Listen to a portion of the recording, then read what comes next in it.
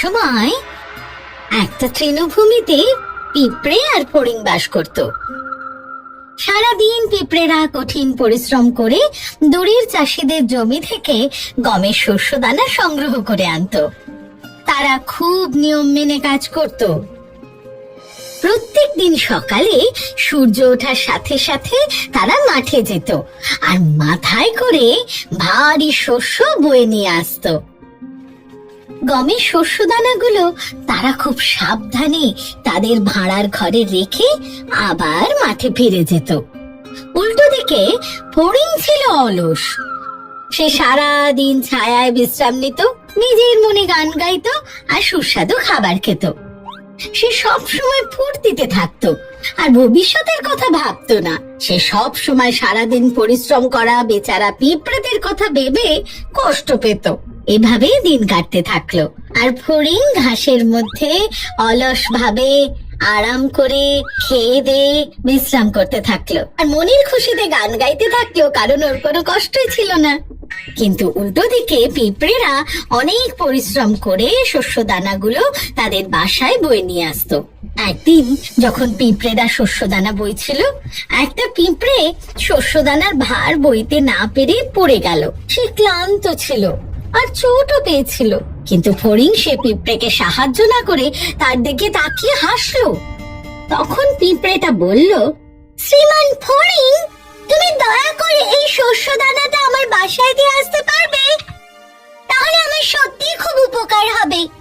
কিন্তু ফড়িং তার কথা না শুনে নিজের মনে গান গাইতে থাকলো। অনেক কসরত করে পিঁপড়েটা সেই শস্য দানাটা নিজেই তুলল। তোমরা এত কাজ কেন করছো পিঁপড়েরা? ফড়িংটা বলল, এসো বিশ্রাম করো, আমার গান শোনো। গ্রীষ্মকালের দিন, চারদিকে ঝলমলে রোদ্দুর, কাজ করে বেকার এত সময় নষ্ট করে কি লাভ? পিঁপড়ে ওর কথা না শুনে মাথা নিচু করে আরো তাড়াতাড়ি মাঠের দিকে যাওয়ার চেষ্টা করলো। এটা দেখে ফড়িং আরো জোরে হেসে উঠল। আরে বোকা পিঁপড়েরা! সে তাকে চিৎকার করে বলল, আরে এসো আমার সাথে নাচো, মজা করো। এত কাজ ফাজ করে কি লাভ?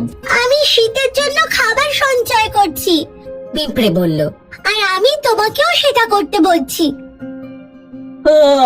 শীতের জন্য ভেবে কি লাভ? ফড়িংটা বলল, আরে এখন তো খাবার অনেক আছে, আর শীতকালের খাবার জোগাড় করার জন্য অনেক সময় আছে। কিন্তু পিঁপড়ে জানতো তার কি করা উচিত, তাই সে আবার নিজের কাজ করতে চলে গেল। আর ফড়িং তৃণভূমিতে লাফিয়ে লাফিয়ে মনের খুশিতে গাইতে আর নাচতে থাকলো। এটা আগামী অনেক দিন চললো। শীতের জন্য প্রস্তুত হওয়ার পরিবর্তে ফড়িং নিজের অবসর সময় নাচতে, গাইতে আর খেলতে পছন্দ করত। সে বুঝতে পারেনি যে এই সুন্দর গ্রীষ্মকাল সারা জীবন থাকবে না, আর কিছুদিনের মধ্যেই বর্ষা আর শীতকাল আসবে। গ্রীষ্মকাল পেরিয়ে শরৎকাল এলো, আর শরৎকাল পেরিয়ে শীতকাল এলো। সূর্য প্রায় দেখাই যেত না, আর দিন ছোট হতে থাকলো, আর রাত অনেক বড় হতে শুরু করলো। ভয়ঙ্কর ঠান্ডা পড়লো আর তুষারপাত শুরু হলো। ফড়িংটা ঠান্ডা হাওয়ায় কাঁপতে থাকলো। সে শুকনো পাতা দিয়ে নিজেকে ঢাকা দেওয়ার চেষ্টা করলো, কিন্তু তীব্র হাওয়ায় সেগুলো উড়ে চলে গেল। তার খিদে পেলেও সে কোনো খাবার খুঁজে পেল না। সে বুঝতে পারলো সে কিছু না খেলে খুব তাড়াতাড়ি মরে যাবে। সে দুর্বল হয়ে পড়লো, আর সে বুঝতে পারলো যে পিঁপড়েই ঠিক কথা বলেছিল, তার প্রস্তুত হওয়া উচিত ছিল। ফড়িং এর আর গান গাওয়ার শক্তি ছিল না। সে দুর্বল আর ক্ষুধার্ত ছিল। বরফের হাত থেকে বাঁচার মতো তার কোনো আশ্রয় ছিল না, খাবারও ছিল না।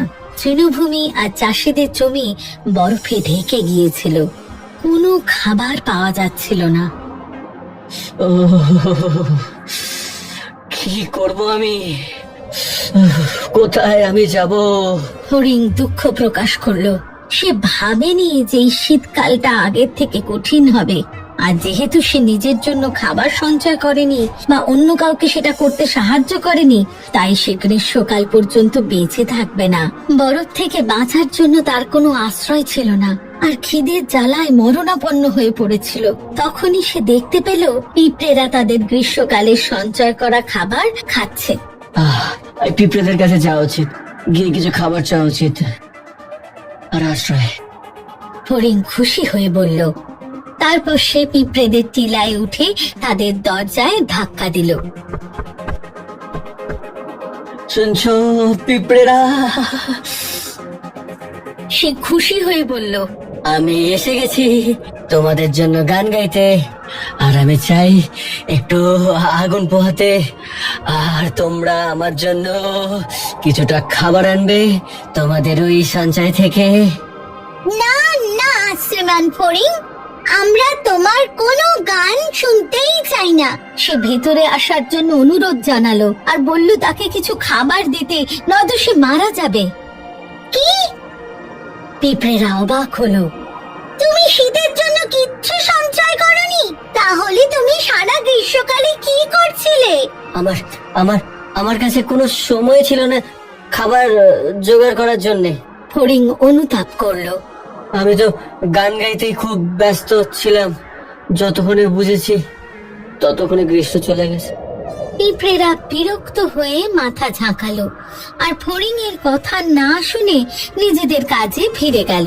যে পিঁপড়েটা একদিন ফড়িং এর কাছে সাহায্য চেয়েছিল, সে তার দিকে তাকিয়ে বলল, সারা গ্রীষ্মকালে আমি কঠোর পরিশ্রম করেছি, আর তুমি আমাকে নিয়ে মজা করেছো, গান গেয়েছো, নেচেছো।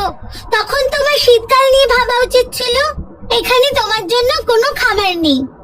এই বলে পিঁপড়েটা ফড়িং এর মুখের উপর দরজা বন্ধ করে দিল। ফলে ফড়িং এর কাছে কাঁদা ছাড়া আর কোনো উপায় থাকলো না।